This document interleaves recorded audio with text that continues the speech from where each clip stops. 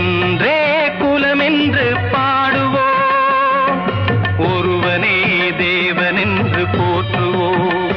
அன்னை இதயமாக அன்பு வடிவமாக வந்து வழிகாட்ட வேண்டும் என்று வணங்குவோம். இதய தெய்வம் நமது அண்ணா தோன்றினார், அவர் என்றும் வாழும் கொள்கை தீபம் ஏற்றினார். அந்த ஒளி காணலாம், சொன்ன வழி போகலாம், நாளை வரலாறு நமக்காக உருவாகலாம்.